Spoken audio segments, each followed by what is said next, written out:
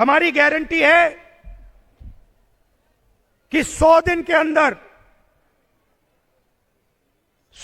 अंदर जुबिन गर्ग के मामले में जिसको सजा मिलनी है मिलेगी और कार्रवाई की जाएगी।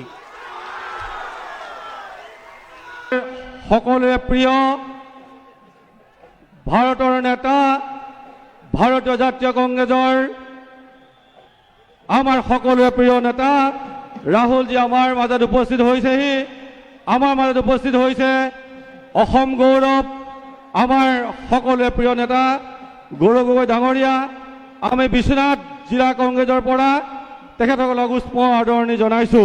আমি বৰ অসমৰ কল্পনা কৰিছোঁ, এই নতুন বৰ অসমৰ আমি কল্পনা কৰিছোঁ প্ৰায়তঃ তৰুণ গগৈদেৱৰ পৰা প্ৰেৰণা লৈ। প্ৰায়তঃ তৰুণ গগৈদেৱ সদায় দুখীয়া মানুহৰ বাবে চিন্তা কৰিছিল, কৈছিল যে কংগ্ৰেছ দল হ'ল দুখীয়া মানুহৰ দল। আমি মহাত্মা গান্ধী দল, সুভাষ চন্দ্ৰ বসু দল আৰু মহাত্মা গান্ধীয়ে আমাক শিকাই থৈ গ'ল যে আমাৰ কৰ্তব্য হ'ল যে প্ৰত্যেক দুখীয়া মানুহৰ চকু পানী মোহাৰি দিয়া। আমি এই মহান দলৰ আমি সৈনিক, আমি এই মহান দলৰ আমি প্ৰতিনিধি আৰু সেইকাৰণে আমাৰ মেনিফেষ্টোৰ ভিতৰত যদি চাই আমি সদায় দুখীয়া মানুহৰ বাবে চিন্তা কৰোঁ। প্ৰায়তঃ তৰুণ গগৈদেৱে চিন্তা কৰিছিল যে দুখীয়া মানুহৰ ঘৰৰ ল'ৰা ছোৱালী কেনেদৰে ভাল শিক্ষা লাভ কৰিব, দুখীয়া অঞ্চলৰ বয়োজ্যেষ্ঠসকল কেনেদৰে বিনামূলীয় দৰৱ কিনিব পাৰিব আৰু বিশেষভাৱে মহিলাসকলৰ ওপৰত জোৰ দিছিল। আৰু সেই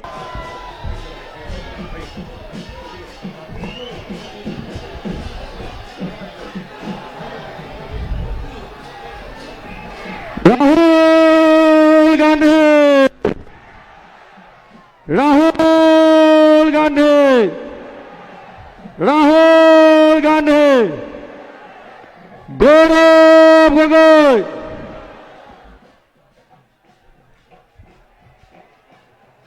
নমস্কাৰ।